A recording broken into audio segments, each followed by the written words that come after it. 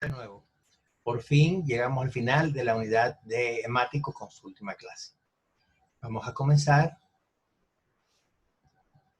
compartiendo la pantalla como de costumbre e iniciamos nuestra presentación que corresponde al estudio del componente plasmático. El componente plasmático de la hemostasia está compuesto por un conjunto de proteínas disueltas en el plasma que se relacionan todas con el ensamblaje final del coágulo definitivo y de su contrarregulación. Como ven, hay una serie de factores donde se denominan con números romanos, aunque algunos de ellos tienen su nombre particular.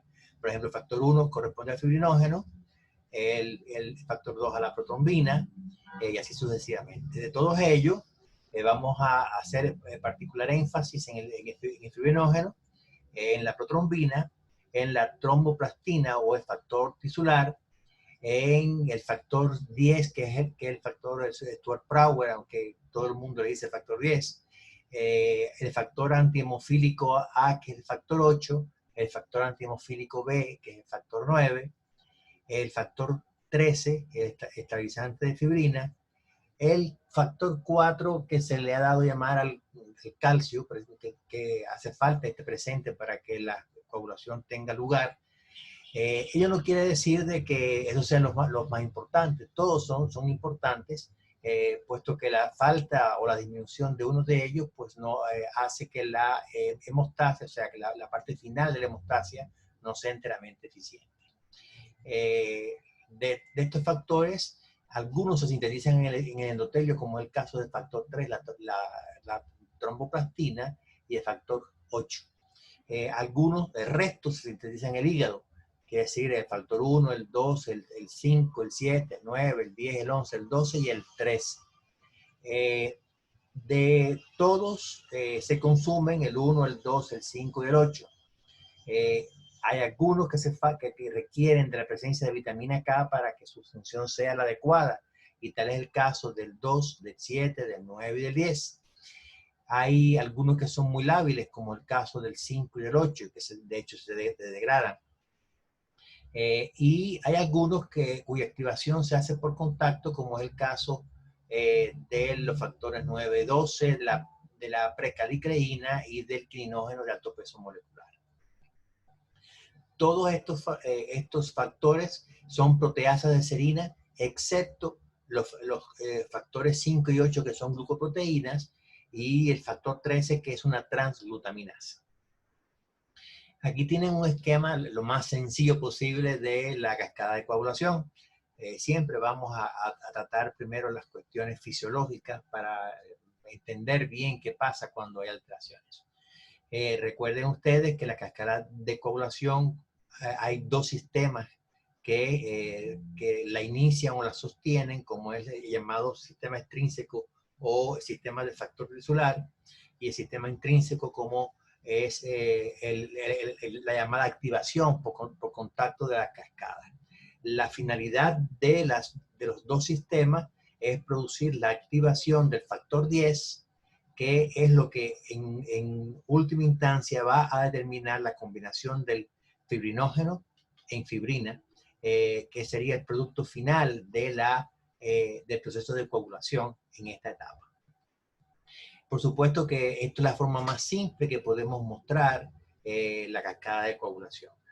Hay algo que también hay que tener en cuenta, y es que los sistemas extrínsecos e intrínsecos están interconectados.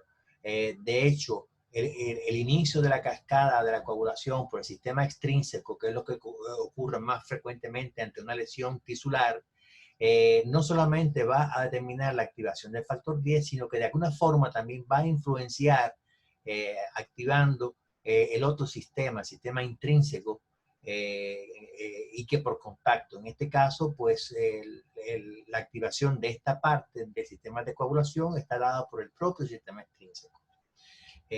Esto se puede complicar, por supuesto, o sea, para que el factor 10 pueda ser activado, hace falta no solamente que la expresión del factor tisular por la lesión del colágeno haga que se active el factor 7 en presencia de calcio, y es este factor 7 activado lo que va a producir la activación del factor 10.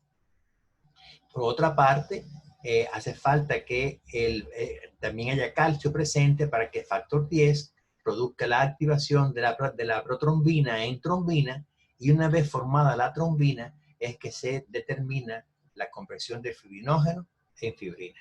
No solamente la trombina determina la conversión de fibrinógeno en fibrina, sino que también activa el factor 13, que es el factor activador estabilizante de la fibrina, que hace que la fibrina en forma de monómeros adheridos en forma electrostática se convierta en un polímero estable.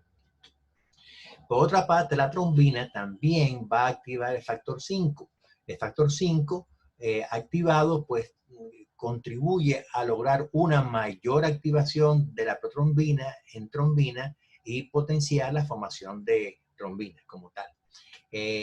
Por otra parte, tenemos en el sistema intrínseco o de activación por contacto, la activación del factor 12 puede ocurrir vinculada a la presencia de algunos factores como vamos a ver después, y este factor 12 activado va a activar el factor 9, que va a activar el 11, que va a activar el factor 9 en presencia de calcio, que va a tener un efecto activante del factor 10. La misma trombina también determina la activación del factor 8, que contribuye a lograr una mayor activación del factor 9 en su activación del propio factor 10. Fíjense que aquí se establece un lazo que de hecho constituye un factor de amplificación de la cascada de coagulación. Luego, lo que comienza por la lesión vascular se organiza de tal forma que hay una producción sostenida de trombina que sirve de catalizador del resto de las funciones. Recapitulando, no solamente la trombina determina la conversión de fibrinógeno en fibrina, sino que también determina la activación del factor 9 y del factor 5 y del factor 8, que son retroalimentadores de la activación del factor 10, que es el paso principal para la conversión de protrombina en trombina. Ustedes verán después que la trombina tiene otras funciones. Donde quiera que sea necesaria la presencia de calcio para que los factores puedan funcionar de forma adecuada, hace falta la presencia de vitamina K. Esto ocurre porque para que los factores en su activación puedan fijar el calcio, hace falta que haya transferencias de grupos carboxilo que pueden ser aportados por la propia vitamina K, como veremos también más adelante. Luego, para la activación de algunos factores, como dijimos, el factor 2, el factor 7, el factor 10 y el factor 9, pues hace falta la presencia de vitamina K. Les decía hace un rato que la activación del factor 12 está determinada por la presencia de otros componentes de la cascada de coagulación, como es la precalicreína y el quininógeno de alto peso molecular. De esta forma, pues se define el complejo protrombinasa como aquel conjunto de factores que son necesarios para la activación de la protrombina en trombina, que son el factor 10 activado, el factor 5 activado, el calcio y la vitamina K, y la presencia de los fosfolípidos plaquetarios, sobre lo cual es que se produce el ensamblado de la fibrina. Por otra parte, tenemos otro complejo que es importante, que es parte del sistema intrínseco, que es el complejo tenaza, formado por el factor 9 y el factor 8 activados por el calcio, la vitamina K y los propios fosfolípidos de las membranas plaquetarias, que conforman el complejo tenaza. Se llama así porque su función es activar o contribuir a la activación del factor 10.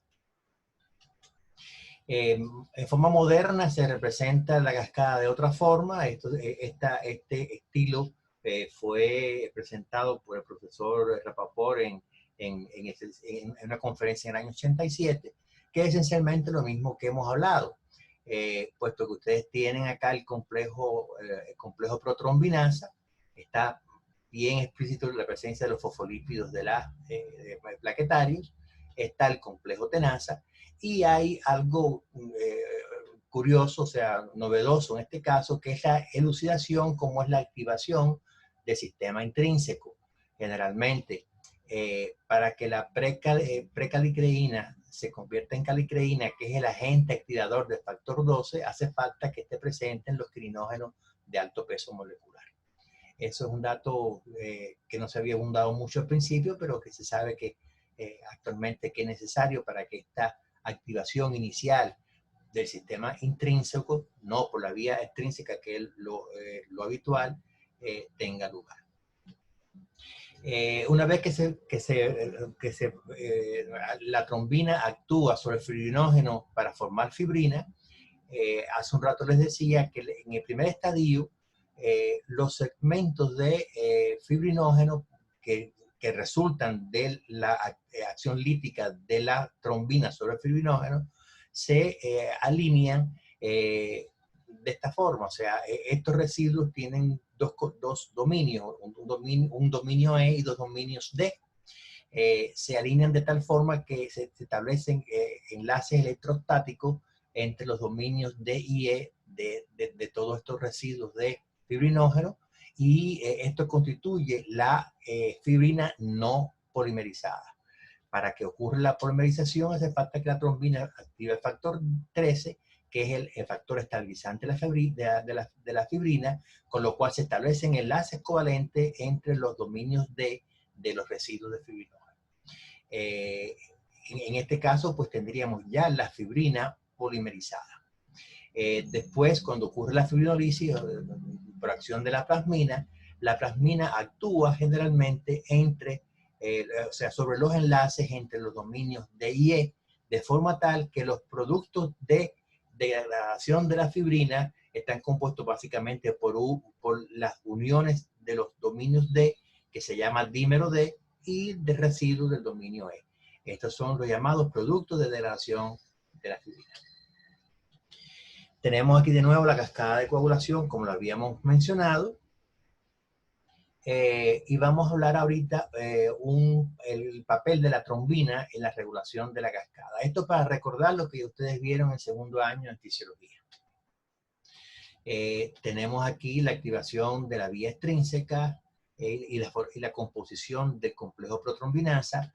Por otra parte, la posible contribución de la vía intrínseca como inicio de la cascada, o como más frecuentemente como factor de amplificación por la acción del complejo tenaza, que lleva a la formación de trombina.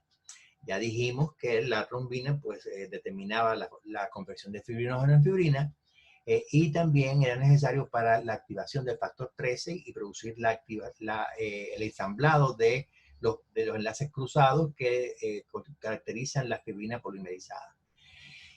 ¿Qué pasa con la trombina? La trombina también al mismo tiempo pues determina la activación del factor 5, como ya dijimos, también la activación del factor 8, como también mencionamos, y esto crea un circuito de retroalimentación positiva que conlleva a una mayor producción de trombina. La trombina es un potente activador de plaquetas. Recuerden cuando hablamos del factor plaquetario, que hablábamos de la potencia que tiene la trombina como agente activador.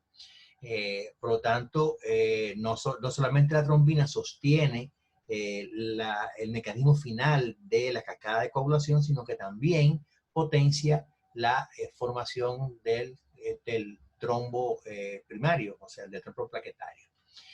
También la trombina contribuye a activar el factor E9, que es, digamos, el alimentador de la actividad del complejo tenaza. Y recordar, bueno, lo que le estaba diciendo, o sea, el papel de la trombina como un potente agente activador de plaquetas, por lo tanto, sostiene la actividad procoagulante en esa zona. Esto ocurre sobre los fosfolípidos de la membrana plaquetaria, tanto para el complejo protrombinasa como para el complejo tenaza. saben ustedes, ya habrán visto en fisiología, que todo mecanismo regulatorio tiene su contrarregulación. Y en el caso de la cascada de la coagulación, en el control de la hemostasia, eso también ocurre. Cuando los niveles de trombina llegan a un determinado, una determinada magnitud, la trombina activa la vía, o sea, el inhibidor de la vía del factor tisular, que trae como consecuencia la supresión de la activación del factor 7 y su influencia sobre la vía común y sobre la vía extrínseca, que van a estar, por supuesto, en este caso, van a estar limitadas. La supresión de la activación del factor 10 trae como consecuencia una disminución de la producción de trombina y, consecuentemente, se frena la producción de fibrina. No solamente pasa eso, sino que lo que ya dijimos, el incremento de la propia trombina activa el complejo de proteína C y proteína S mediante su combinación con un componente del endotelio que es la trombomodulina. El complejo trombomodulina-trombina tiene un potentísimo efecto en la activación de la proteína C,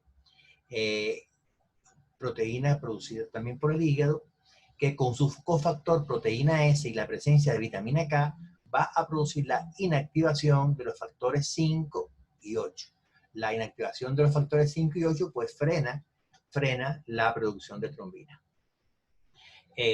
La antitrombina es otro compuesto que contribuye a la contrarregulación. Por ejemplo, la antitrombina, que tiene un efecto similar al de la heparina, pues va a inhibir la conversión de protrombina en trombina, con lo cual produce una disminución mayor de la trombina que se estaba formando hasta hace poco.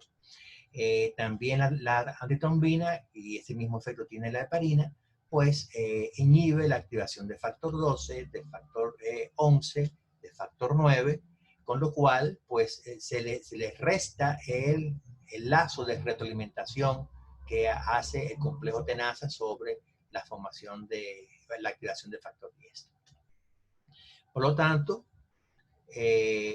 fíjense que la propia trombina, que es el producto final de esta parte de la cascada de coagulación, pues entraña, o sea, desencadena el mecanismo de contrarregulación. Por una parte, inhibiendo el factor tisular, y por otra parte, desactivando el grueso de los factores que intervienen en la cascada de coagulación, ya sea la conversión de protrombina en trombina o que lo hace la antitrombina, como el resto de los factores de la vía intrínseca, como la proteína C y la proteína S, inactivando los factores 5 y 8. Por su parte, la formación de fibrina que ocurrió en forma importante al final del ciclo de coagulación, hace que se activen o se liberen los activadores del plasminógeno y lo conviertan en plasmina. La plasmina es una enzima que es fibrinolítica, produce la degradación de la fibrina en sus productos finales, que recuerden ustedes que era el dímero D y los dominios E de fibrinógeno.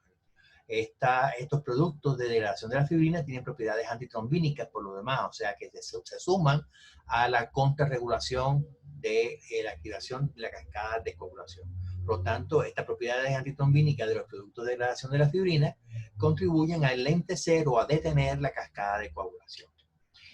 La plasmina también tiene su propia contrarregulación, que está dada por la presencia de alfa-2 antiplasmina y la alfa-2 macroglobulina, que inactivan a la plasmina.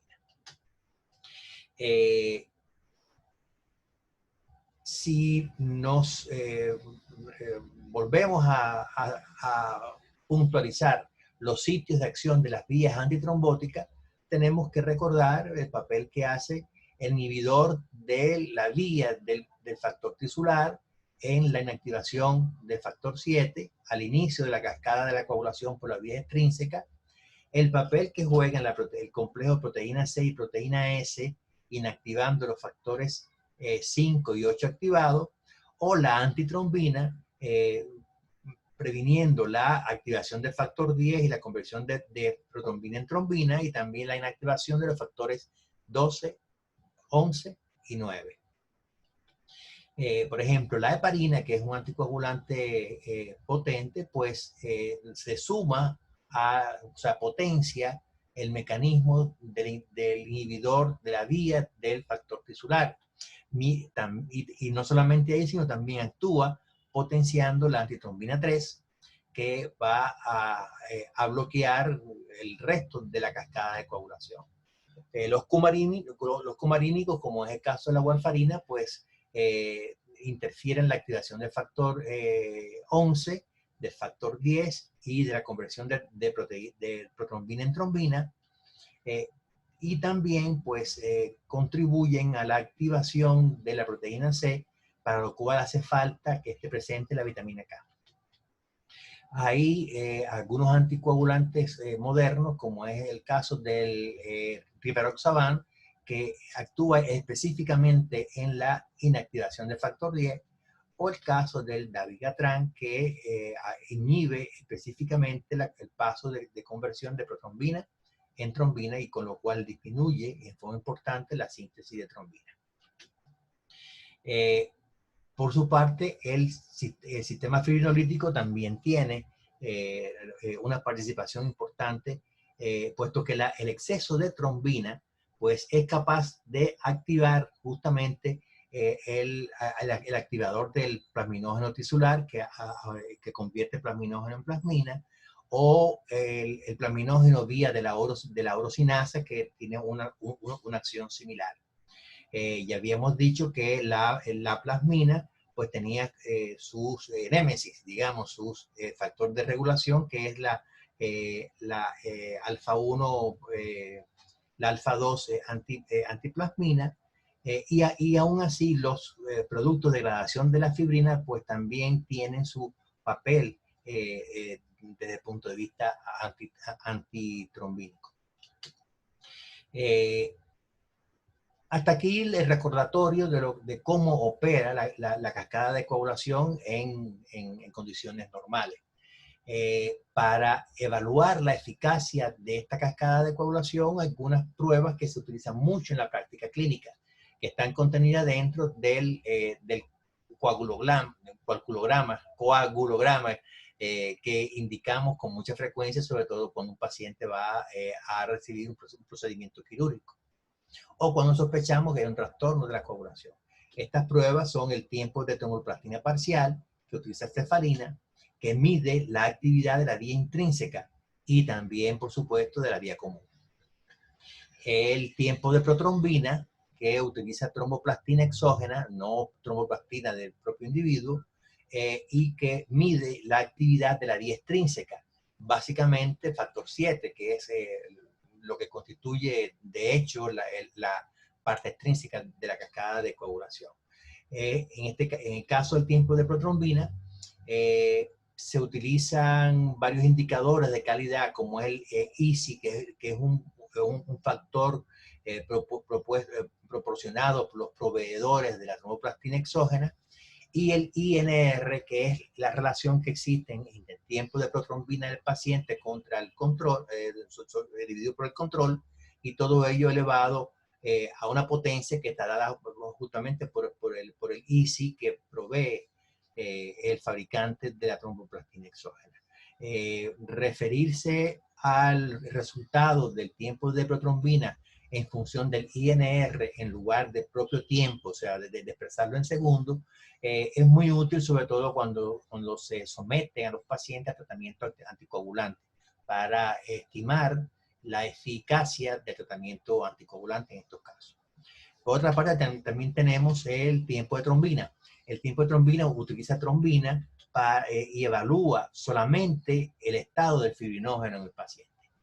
Fíjense de que hay una tendencia a pensar de que la vía, o sea, así como el tiempo de tromboplastina parcial evalúa la vía intrínseca y el tiempo de protrombina evalúa la vía extrínseca, pensar que el tiempo de trombina evalúa la vía común, y eso es erróneo. El tiempo de trombina solamente da información de cómo está el fibrinógeno en el paciente dado. La evaluación de la vía común lo hace el tiempo de Steve Venn, que utiliza el veneno de víbora y evalúa exclusivamente el estado del factor 7. Por lo tanto, el tiempo de Steve Venn es el que mide el estado de la vía común. Y por último tenemos la prueba de solubilidad del coágulo en urea, que se somete el coágulo a urea y eso va a evaluar la eficacia del factor 13, estabilizando la fibrina. Si hay fallas en el factor 13, la solubilidad del coágulo en urea pues se acelera, o sea, se hace mucho más rápido que lo habitual.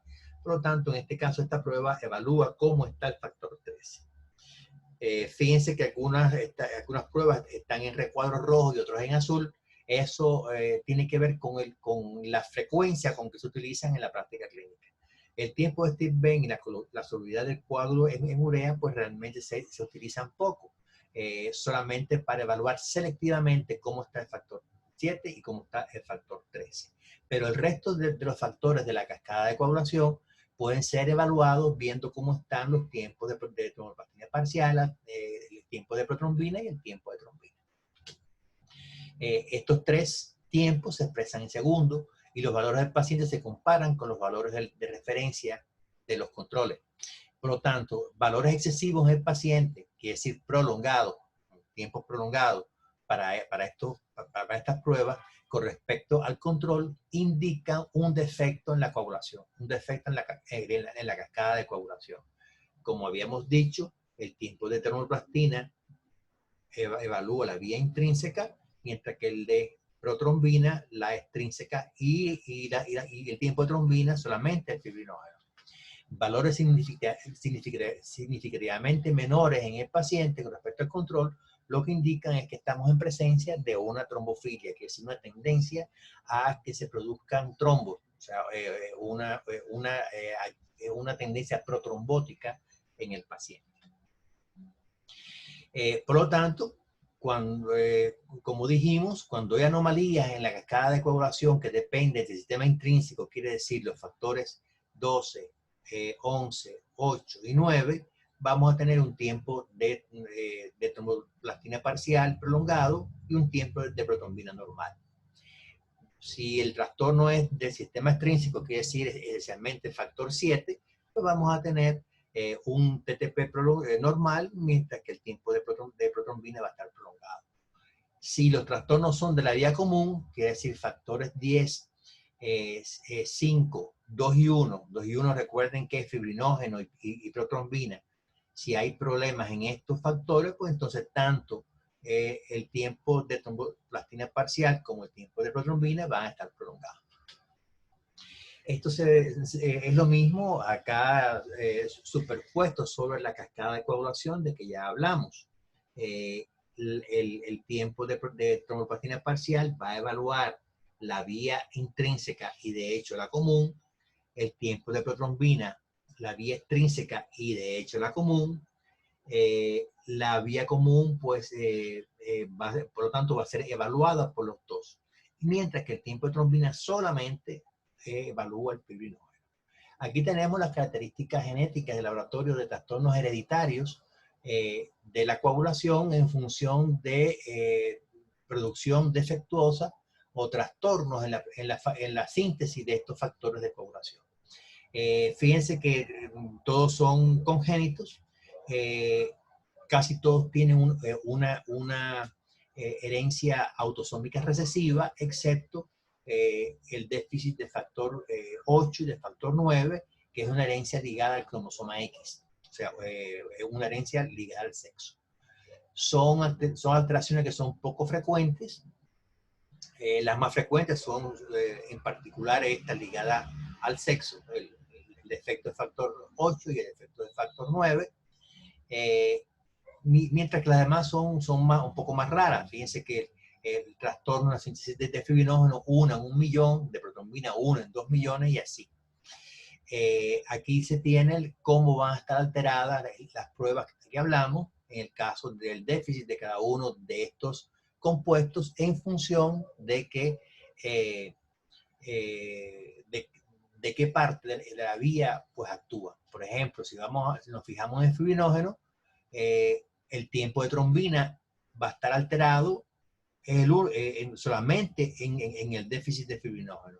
Y por supuesto, como el fibrinógeno es parte de la vía común, pues tanto el PTT como el TP, tiempo de protrombina, van a estar prolongados. Y eso se cumple para todo lo demás. La intención de esta lámina es que vean de que son alteraciones que son relativamente raras. De ellas, las más frecuentes son las vinculadas al cromosoma X, ligadas al cromosoma X, como el caso del déficit de factor 8 y de factor 9. Por lo tanto, cuando hay alteración en el componente plasmático, la principal alteración que vamos a tener es la presencia de manifestaciones hemorrágicas que pueden ser sangramientos subcutáneos, intramusculares o intraarticulares, o sangramientos importantes ante traumas ligeros. Los trastornos hemorrágicos por falla del componente plasmático pues pueden ser congénitos, como es el caso de la hemofilia A y la hemofilia B, que es deficiencia de factor 8 y de factor 9 respectivamente, o en las deficiencias hereditarias de los demás factores, como vimos en la lámina previa. En cambio, hay trastornos hemorrágicos por falla de este componente plasmático que son adquiridos, dentro de los cuales destaca el déficit de vitamina K. Recuerden ustedes que la vitamina K es necesaria para la coagulación, como mostramos en la lámina al principio de la clase, y recordar que la vitamina K con la que contamos, pues es el resultado de la colaboración de alguna forma con las bacterias de la microbiota intestinal. Y como la vitamina K es una vitamina liposoluble, pues para su absorción hace falta que esté presente la bilis, o sea, las sales biliares que están contenidas en la bilis. En algunas enfermedades hepáticas, pues también hay trastornos hemorrágicos, sobre todo por el papel que juega el hígado en la síntesis pues, de la mayor parte de los factores de coagulación. Otro tipo de trastorno, otro tipo de falla que puede ocasionar es que haya descenso de los niveles de los factores de coagulación, no por deficiencia en su síntesis, sino por incremento en su consumo. Imagínense de que hay un proceso protrombótico acelerado en el paciente, perdón, eso va a producir disminución de los factores por haber sido consumido en el propio proceso trombótico. O a veces ocurre que hay pérdida de factores por el riñón cuando hay trastornos de la filtración glomerular, como el caso del síndrome nefrótico. O que haya presencia de inhibidores patológicos. Estos son anticuerpos específicos contra los factores de la coagulación que no debieran estar, pero a veces se presentan. Vamos a ver ahorita entonces qué pasa con las hemofilias A y B. Dijimos de que eran enfermedades hereditarias vinculadas al cromosoma X, o sea, vinculadas al sexo. Quiere decir que si un varón sano tiene descendencia con una hembra que es portadora del gen, pues vamos a tener como descendencia una hembra y un varón sanos, una hembra portadora, pero vamos a tener un varón que padece la enfermedad. Fíjense que la expresión de la enfermedad ocurre cuando no hay otro cromosoma X que ejerza las funciones que tiene que hacer. Quiere decir, en este caso, un solo cromosoma X que es el afectado, pues es suficiente como para que la enfermedad se manifieste. Y eso es tanto para la hemofilia A como para la hemofilia B. Si lo que ocurre es que un paciente hemofílico tiene descendencia con una hembra normal para esta característica, pues entonces lo que va a producir solamente es una hembra portadora y ninguno de la descendencia va a padecer de la enfermedad. Existe la posibilidad rara y fatal, digamos, porque la coincidencia de que un hemofílico se aparee con una portadora es remota, daría de nuevo transmitiría la enfermedad a su descendencia masculina, pero no a la femenina. La opción XX afectada parece que no es viable, puesto que no se da en la práctica clínica. Luego, generalmente, la hemofilia A y la hemofilia B la van a padecer los varones, mientras que las hembras van a ser portadoras. En el caso de hemofilia A, que es por déficit de factor 8, pues vamos a tener una expresión muy variable de la enfermedad. Sí puede llegar a ser severa cuando los factores del nivel 8 están por debajo del 1%. En este caso va a haber hemorragias frecuentes, tanto intramusculares como intraarticulares, lo que se llama hemartrosis, que se originan espontáneamente o por traumatismos mínimos. Es de magnitud moderada cuando los niveles de factor 8 están entre el 1 y el 5%, y en este caso pues, puede haber hemartrosis, hemorragias intramusculares de menor magnitud y se originan ante traumatismos moderados. La variante leve es niveles de factor 8 entre el 5 y el 30%, y en este caso vamos a tener hemorragia por traumas severos o durante la cirugía, ya sea cirugía dental o la cirugía general. Fíjense de que digamos, la penetrancia del defecto genético en este caso pues variable y depende cómo le toque a cada cual.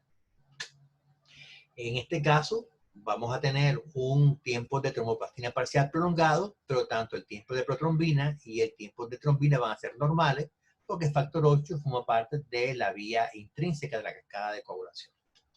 En el caso del déficit de factor 9, que es la hemofilia B, pues vamos a tener manifestaciones clínicas que son muy parecidas a la hemofilia A, pero son más leves, más leve en la mayor parte de los casos, aunque también puede haber formas moderadas o severas. Y como les decía, pues son similares las manifestaciones clínicas a los de la hemofilia A, y en este caso también el tiempo de tromboplastina parcial va a ser la única prueba que va a estar prolongada, puesto que el factor 9, igual que el factor 8, forman parte de la vía intrínseca de la cascada de coagulación. Por lo tanto, tanto el tiempo de protrombina como el de trombina van a estar normales. También puede haber déficit de otros factores de la coagulación. De hecho, pues, como vimos en el cuadro que mostramos anteriormente, pues todos pueden eventualmente estar en déficit desde el punto de vista congénito. En el caso del factor 11, cuando hay un déficit de este factor, hay también trastornos hemorrágicos similares a los que ocurren con el déficit de factor 9 y factor 8. La llamada hemofilia B y A respectivamente. En este caso, el déficit de factor 11 fue lo que hace un tiempo se llamaba hemofilia C. Produce trastornos hemorrágicos como dados por epístaxis, metrorragia y equimosis, hemartrosis en forma rara, y también va a cursar con un tiempo de tromboplastina parcial prolongado y un tiempo de protrombina y de trombina normales.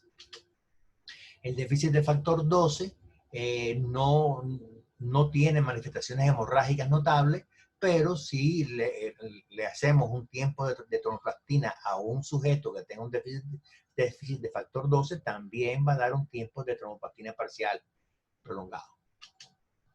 En el caso del déficit de factor 13, tanto el tiempo de protrombina como el de tromboplastina parcial como de trombina van a estar normales. La prueba que va a ser anómala es la prueba de solubilidad del coágulo en urea, que entonces el coágulo, como les dije anteriormente, se va a disolver mucho más rápido que lo normal.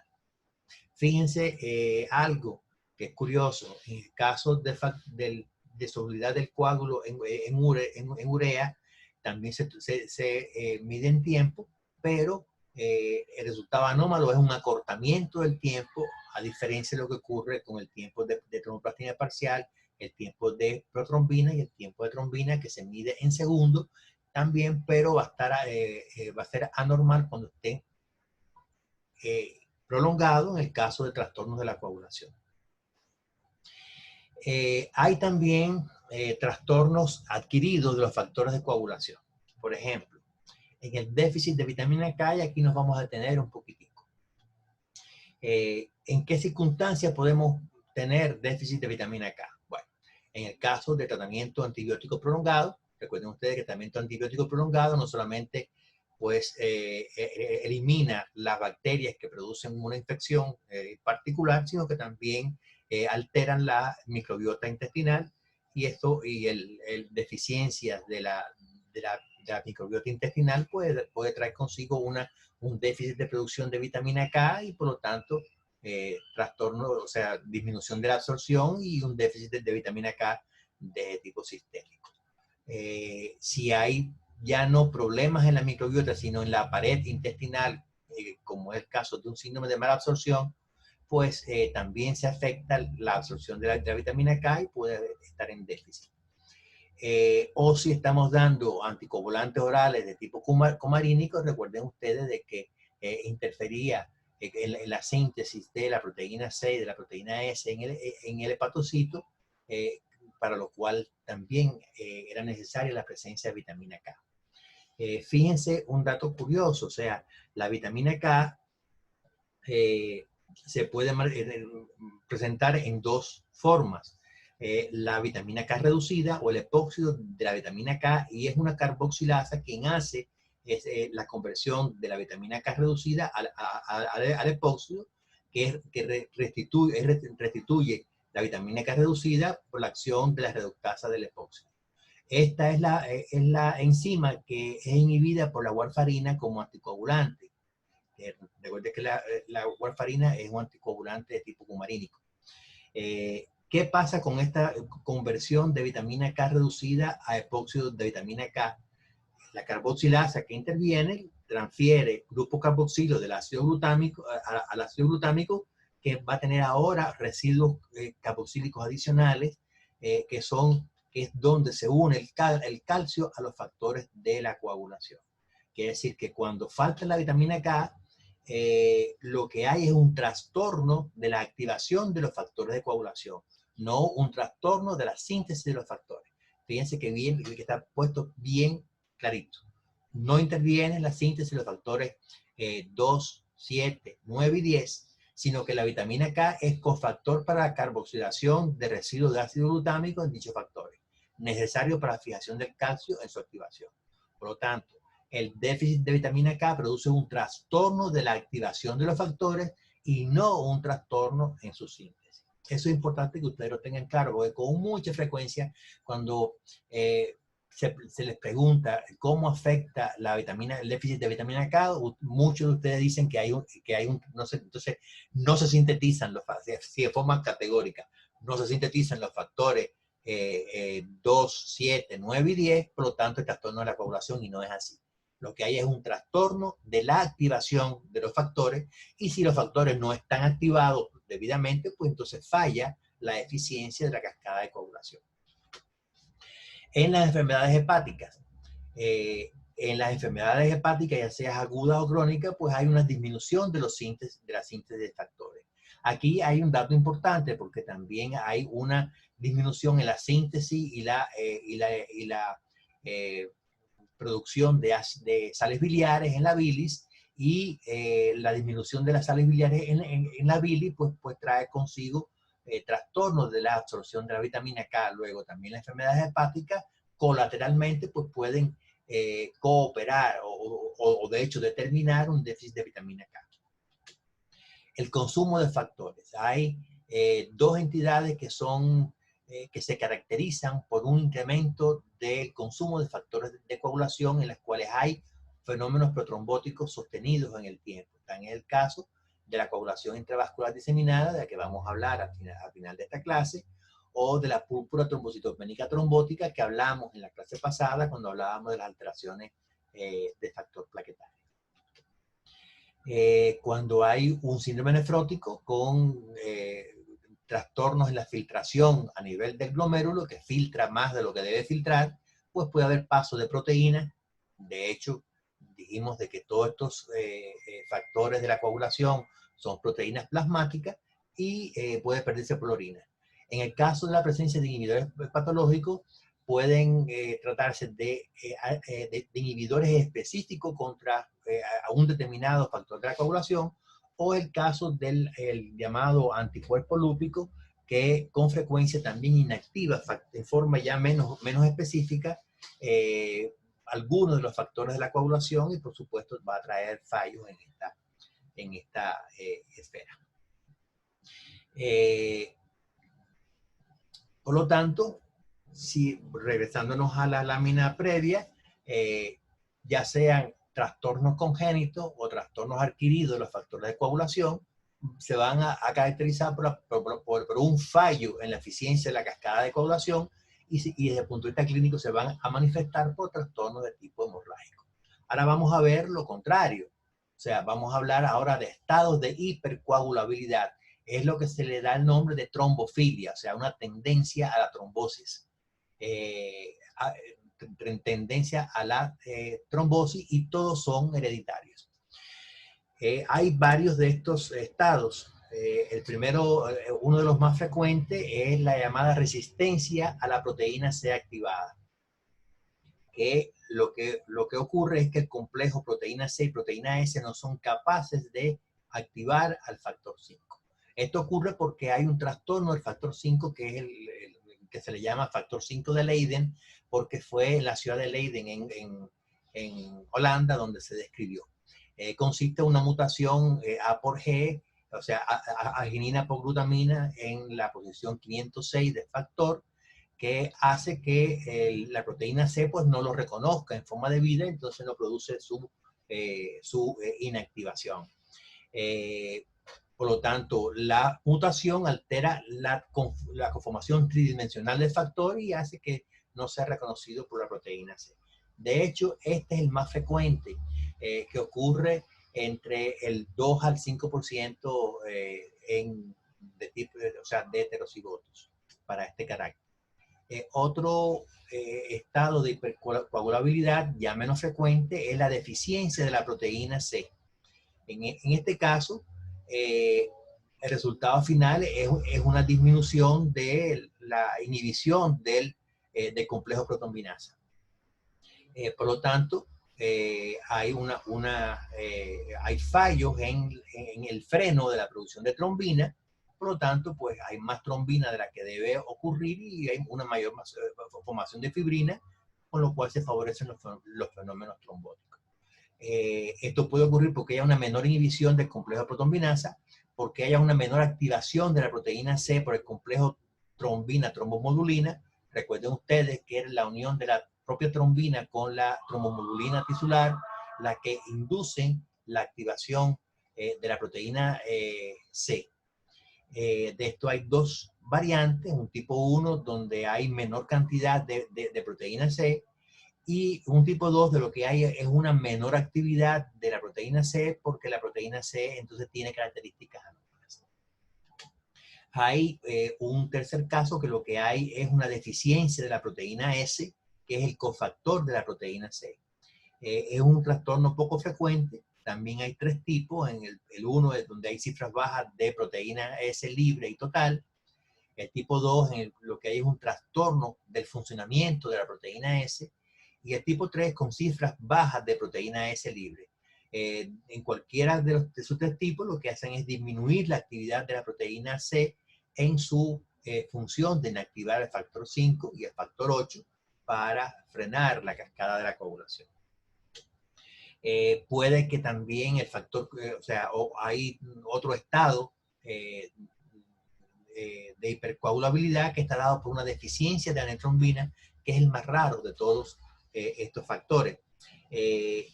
Como la trombina no solamente inhibe la trombina, sino también las formas activadas de los demás factores, y del complejo factor 7, factor tisular, en este caso se pierde toda la contrarregulación de la cascada de la coagulación. Quiere decir que los trastornos, la tendencia a la trombosis en el déficit de trombina, pues es bastante importante. Esto se potencia por la heparina hasta más de 2000 veces. Fíjense que la heparina supuestamente es un anticoagulante. Pues en este caso, en el déficit de antitrombina, pues si se suministra heparina, pues puede tener un efecto contrario o una tendencia a la trombosis. Por último, podemos tener una hiperprotrombinemia, que es una mutación, es la mutación 2210AG, con una generación excesiva de trombina, y es el segundo más frecuente de todos estos trastornos después de factor 5 de Leiden, o sea, de la resistencia a la proteína C. Estos dos son los más frecuentes de todos. Y también, pues, si hay una generación excesiva de trombina, pues va a haber una mayor tendencia a la trombosis en estos pacientes. Fíjense que la trombosis que se produce en estos casos es generalmente venosa. La trombosis puede ser tanto arterial como venosa. Y las características del trombo cambian en los dos casos. O sea, los trombos arteriales son muy ricos en plaquetas, por lo tanto tienen un aspecto blanquecino, y generalmente ocurren in situ por rotura de una placa de ateroma en el vaso donde esta placa se encontraba, producto de los factores que producen el ciseamiento a nivel del endotelio, y la fractura de la placa, la rotura de la placa produce sangramiento y trombosis, exposición del colágeno y trombosis local, en el caso de cuando es arterial. Pero estos estados de trombofilia ocurren sobre todo a nivel del sistema venoso, a nivel de las válvulas venosas, y son trombos que son ricos en fibrina, y son de aspecto rojo por la cantidad de matíes atrapados dentro de las mallas de fibrina. En este caso, la trombosis es lo más frecuente que ocurran en venas profundas, en la llamada trombosis venosa profunda, o en el caso del tromboembolismo pulmonar. Trombos murales en las venas profundas se desprenden y llegan a la aurícula derecha de ahí al pulmón, y puede producir tromboembolismo pulmonar con relativa frecuencia. En todo se afecta el tercer componente de la tríada de Virchow, que desde el punto de vista clínico indica una tendencia protrombótica, que es un flujo venoso lento, una lesión vascular y sobre todo una alteración del componente plasmático, que es lo que ocurre en estos 5 casos de hipercoagulabilidad dependiente de trastornos de los factores de la coagulación. En la enfermedad hepática también pueden darse trastornos de componente plasmático. Por ejemplo, en la insuficiencia hepática se pierde el balance entre fenómenos prohemorrágicos o protrombóticos, en el que el hígado juega un papel importante, y entonces pueden manifestarse uno de los dos factores. Lo más frecuente es que ante la insuficiencia hepática lo que hayan sean una tendencia hemorrágica, pero no por ello podemos pensar de que la ocurrencia de trombosis o una tendencia trombofílica también nos pudiera ocurrir. Por ejemplo, si vamos a ver primero trastorno hemorrágico, lo primero que podemos ver es que hay un trastorno de la hemostasia primaria. ¿Por qué razón? Recuerden ustedes que la trombopoietina se sintetiza en el hígado. Un hígado con trastornos funcionales, pues también produce menos trombopoietina de lo necesario, y que es necesario para la síntesis, para la formación de las plaquetas, y entonces la trombocitopenia es un hallazgo frecuente en la enfermedad hepática crónica en particular, o en la aguda y también en la crónica. O también puede haber trastornos en la función plaquetaria. Una producción aumentada de óxido nítrico y de proteaciclina, pues también determinan trastornos en la función plaquetaria. Recuerden ustedes que tanto el óxido nítrico como la proteaciclina son potentes inactivadores de las plaquetas. Puede haber trastornos de la coagulación porque hay concentraciones bajas de los factores 2, 5, 7, 9, 10 y 11, que son los que se producen, se sintetizan en el hígado. O porque hay deficiencia de vitamina K. Fíjense que la deficiencia de vitamina K en el caso de la enfermedad hepática se relaciona principalmente por trastornos en la síntesis de las sales biliares que son necesarias para la absorción de la vitamina K producida por la microbiota intestinal. Puede que haya trastorno en la síntesis de fibrinógeno, de factor 1.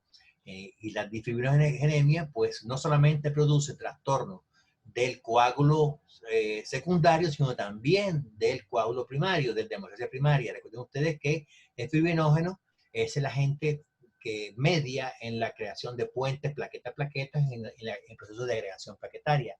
Luego, una difibrinogenia no solamente nos va a alterar la producción de fibrina en la hemostasia secundaria, sino también en la primaria, alterando, disminuyendo la agregación plaquetaria.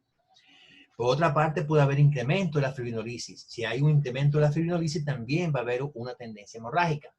Y esto puede ocurrir ya sea porque haya concentraciones elevadas del activador de plasminógeno tisular, que es el que activa la plasmina, cuya degradación ocurre en el hígado, o bien que haya concentraciones bajas de antiplasmina alfa 2 o de factor 13 o del factor inhibidor, vamos a ver, o sea, es el factor activado por trombina que inhibe la fibrinolisis. Cuando esto ocurre, siempre eso pasa con las siglas en inglés, ¿no? A veces el nombre no nos llega así de una. Cuando hay trastorno en cualquiera de estos factores, pues entonces pues falla, en este caso con concentraciones bajas de antiplasmina 2, lo que falla es la autorregulación de la fibrinolisis. Y si se disminuye las concentraciones del inhibidor de la fibrinolisis activado por trombina, ese es el nombre correcto, pues también ocurre un incremento de la fibrinolisis. Pues como ustedes pueden ver, cualquiera de estos factores pues va a producir trastornos hemorrágicos que van a estar relacionados dentro de este cuadro, dentro del capítulo de hemorragia. O sea, hipertensión portal con parálisis esofágica que pueden agravar la tendencia hemorrágica, la trombocitopenia de que hablamos, o la disminución de síntesis de factores de coagulación, como ya nos referimos acá. La otra posibilidad que ocurre es que haya cierta tendencia hacia la trombosis, o sea, cierto grado de trombofilia. Esto se puede explicar sobre todo porque puede haber en lo relativo a la hemostasia primaria aumento de la concentración del factor von Willebrand, que de alguna forma se degrada a nivel hepático, o descenso en la concentración de AM13, que es lo que cliva el factor de von Willebrand y puede favorecer fenómenos trombóticos. O bien porque haya alta concentración de factor 8, que es degradado por las proteínas C y S que se sintetizan en el hígado, o pueden concomitar una trombofilia hereditaria, determinando un incremento de la coagulación. Por otra parte, concentraciones bajas de plasminógeno también pueden producir una disminución de la fibrinolisis y una mayor tendencia hacia la formación de coágulos. Por lo tanto, ustedes pueden ver tendencias de las dos formas hacia la hemorragia o hacia la trombosis cuando se trata de una enfermedad hepática generalmente crónica. Aunque si vamos a sopesar la incidencia de este tipo de trastornos, los hemorrágicos como los trombóticos, priman más los hemorrágicos que los trombóticos en una insuficiencia hepática crónica. Por último, vamos a hablar de la coagulación intravascular diseminada, que consiste en una activación generalizada y sostenida de la hemostasia secundaria a una enfermedad sistémica con desbalance de efectos protrombóticos y fibrinolíticos. Fíjense de que para que tengamos una coagulación intravascular diseminada debe cumplirse eso, o sea, que sea generalizada y que sea sostenida la activación de la hemostasia y en forma sistémica. Las consecuencias de este proceso van a ser tres, básicamente. En primer lugar, va a haber una formación excesiva de fibrina. Si hay una activación generalizada y sostenida de hemostasia, pues entonces la primera consecuencia es esa, una formación excesiva de fibrina que trae como consecuencia fenómenos trombóticos y vasoclusión con daño a diferentes órganos del cuerpo. La otra consecuencia es que va a haber una coagulopatía por consumo, porque si hay una formación excesiva de fibrina, pues se están consumiendo los factores de la coagulación, y llega un momento en que la presencia de esos factores llega a ser insuficiente, y entonces el cuadro se va hacia el otro lado. O bien un síndrome de desfibrinación, o sea, un incremento de la fibrinolisis. Recuerden ustedes que cuando había un gran acúmulo de fibrina, pues entonces se activaban los mecanismos contrarregulatorios de tipo fibrinolítico que producían la lisis de la fibrina. Y en estos casos, tanto si hay una coagulopatía por consumo o si hay un síndrome de desfibrinación, pues vamos a tener presencia de trastornos de tipo hemorrágico. Luego, en esta enfermedad, en la coagulación intravascular diseminada, concomitan fenómenos de tipo trombótico y fenómenos de tipo hemorrágico. ¿Qué cosa es lo primero? Bueno, teóricamente, para que haya una coagulopatía por consumo y un síndrome de desfibrilación, debe ocurrir primero un incremento de los fenómenos de tipo trombótico. Pero la ocurrencia de fenómenos trombóticos y de trastorno hemorrágico concomita en el tiempo en esta enfermedad. Las causas más frecuentes pues, pueden ser cuando es una coagulación intravascular diseminada aguda, trauma severo, emergencias obstétricas, septicemia, quemaduras extensas, aunque también hay variantes crónicas dadas por procesos neoplásicos, tumores pancreáticos, cáncer de próstata, cáncer de ovario, mieloma múltiple, enfermedades mieloproliferativas y en particular en el caso de la muerte fetal intraútero. Eso es también una causa de este tipo de trastorno. De una forma menos notoria que las formas agudas, pero también presentes con las mismas características. Luego, causas clínicas comunes, las más comunes de todas son los traumatismos y lesiones de tejido, lesión cerebral por balas, quemaduras extensas en particular, la embolia grasa que se puede producir ante fracturas de huesos largos. Por ejemplo, la embolia grasa es relativamente frecuente, las fracturas de húmero, de fémur, o cuando hay rhabdomiólisis, o sea, degradación masiva e importante de músculo esquelético. En las complicaciones obstétricas, como ya dijimos, el desprendimiento prematuro de placenta, la embolia del líquido amniótico, el síndrome de muerte fetal intrauterina y en el caso del aborto séptico.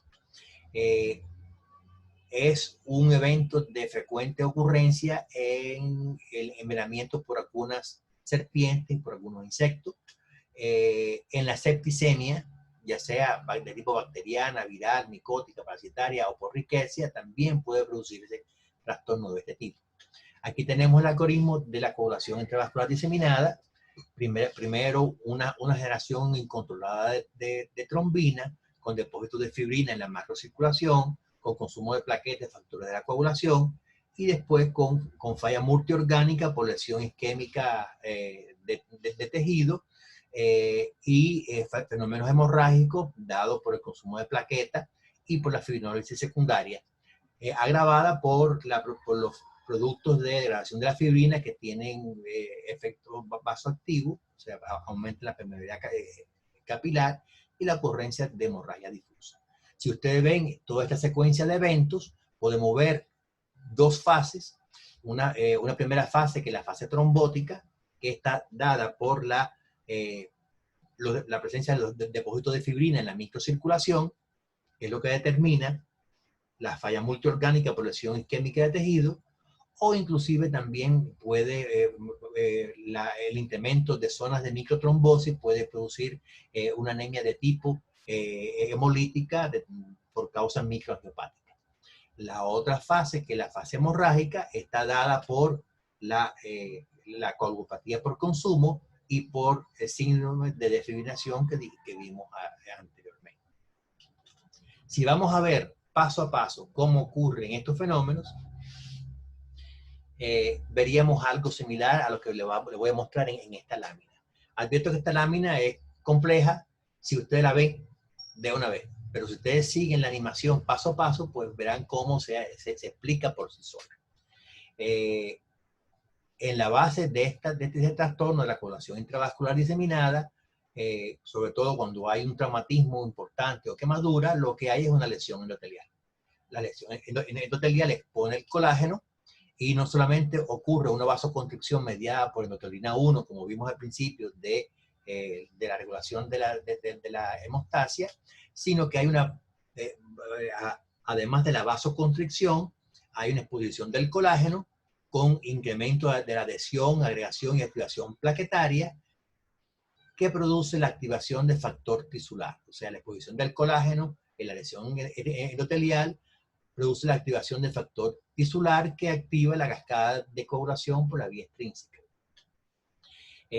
No solamente eso ocurre así, sino también recuerden que la activación de la vía extrínseca también producía activación del factor 12 y activación de la vía intrínseca. Generalmente, cuando se desencadena la coagulación por cualquiera de las dos vías, los dos sistemas participan en forma importante. Por lo tanto, la consecuencia de todo ello, o sea, del incremento de la formación del trombo plaquetario, como la activación de la vía extrínseca y la intrínseca, es una formación de fibrina en exceso que trae como consecuencia lo que ya vimos, las microtrombosis, el fallo multiorgánico e inclusive la presencia de hemólisis angiopática por las microtrombosis vasculares en varios sitios. También dijimos que el incremento excesivo de fibrina pues trae como consecuencia una coagulopatía por consumo. Esta coagulopatía por consumo se manifiesta por trastornos de tipo hemorrágico que pueden llegar hasta el shock. La formación de fibrina en exceso pues produce la activación del sistema fibrinolítico, como ya vimos, el síndrome de desfibrinación, y hay incremento de los productos de degradación de la fibrina. En particular hay un incremento del dímero D. El incremento del dímero D pues puede ser, miren, no es un rasgo patognomónico o exclusivo de la población intravascular diseminada, pero sino lo que indica es que hay un síndrome de desfibrinación, o sea, hay un incremento en la fibrinolisis en esos pacientes. Actualmente, en el medio de la epidemia de COVID-19 que estamos sufriendo en este momento, pues se ha visto con mucha frecuencia que en la segunda fase de la complicación de este trastorno hay reactantes de fase aguda, como es el caso de incrementos de la ferritina. Recuerden ustedes lo que pasaba cuando hay incrementos de la producción de interleuquina 1 y de interleuquina 6 con respecto a la hepcidina. Eso determina el incremento de la ferritina, pero también hay incrementos del dímero D. En el caso de estos pacientes con COVID, uno no puede decir de que tengan una coagulación intravascular diseminada, porque los fenómenos trombóticos no son sostenidos, no son sistémicos ni son tan sostenidos como ocurre en la coagulación intravascular diseminada. Tan es así de que a veces los factores de la coagulación no están alterados en los pacientes con COVID-19. Quiere decir que el tiempo de tromboplastina parcial y el de protrombina puede que no estén muy alterados al inicio. Después sí se pueden alterar si el fenómeno trombótico pues progresa y se produce una coagulopatía del consumo a nivel de los órganos blancos, que en este caso es básicamente pulmones, pero también puede ser cualquier otro lugar, el sistema nervioso central o riñones. Luego, volviendo a la coagulación intravascular diseminada, la presencia de estos productos de degradación de fibrina, lo que están indicando es que hay una activación importante del sistema fibrinolítico. Recuerden que hemos dicho de que estos productos de degradación tienen capacidad vasoactiva, o sea, producen vasodilatación, producen incremento de la permeabilidad capilar, se agravan por activación de la vía del complemento y esto pues puede contribuir al shock en estos pacientes. Recuerden ustedes de que el shock no está dado solamente, recuerden lo que vieron en cardiovascular, por la presencia de una volemia disminuida por pérdida sanguínea, sino por la vasodilatación que se produce en el lecho capilar. Luego, estos productos de la degradación de fibrina por activación del sistema fibrinolítico pues contribuyen a predisponer al paciente a sufrir un shock. Por supuesto, la activación del sistema fibrinolítico también potencia las hemorragias dadas por las coagulopatías por consumo. Si no solamente se afecta la formación de fibrina, sino la que había se rompe, pues entonces eso también favorece la hemorragia. Y por supuesto la hemorragia pues contribuye al shock, como ya vimos desde el principio. La otra posibilidad es que haya una sepsis o inflamación en lugar del inicio de esta cadena de eventos producto de traumatismo o quemadura. En el caso de la sepsis e inflamación, pues siempre hay una lesión endotelial. Hay un incremento de la producción de citoquinas inflamatorias, como el caso de la interleuquina 1 beta y de la interleuquina 6, y por supuesto de factor de necrosis tumoral que acentúa la formación de la producción de interleuquina 1 por parte de los macrófagos. Tanto la 1 como la 6. Estos eventos pues determinan primero un incremento de la síntesis de trombopoietina. Segundo, un incremento de la síntesis del factor de activación plaquetaria que está en las propias plaquetas. Tercero, inhibe el efecto del ADAM13 sobre el factor von Willebrand, con lo cual se crean multímeros más grandes de factor von Willebrand que atrapan plaquetas, y todo ello va a tener como consecuencia un incremento en la adhesión, agregación y activación plaquetaria. Luego, por la propia sepsis, puede haber fenómenos protrombóticos determinados por las citoquinas que están en incremento. Esto es lo que está ocurriendo en los pacientes con COVID-19 a nivel de pulmón, que es donde generalmente es el órgano blanco por excelencia de este trastorno. Por otra parte, el aumento de la producción del factor de necrosis tumoral alfa va a determinar la activación del factor tisular. Por otra parte, va a producir inhibición de la antitrombina 3, inhibición de las proteínas C y S y activación del inhibidor del activador de plasminógeno, con lo cual pues va a favorecer los fenómenos de tipo protrombótico. Esta inhibición de la antitrombina 3 y de complejo proteína C y proteína S, pues también favorece los fenómenos trombóticos mediados por la activación tanto de la vía extrínseca como de la intrínseca, con lo cual se agrava lo anterior.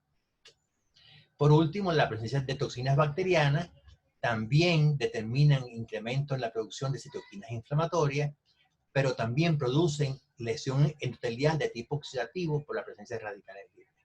Y por otra parte también pues contribuyen a la inhibición de los sistemas antitrombóticos dados por la antitrombina 3, por la proteína 6 y por la proteína S.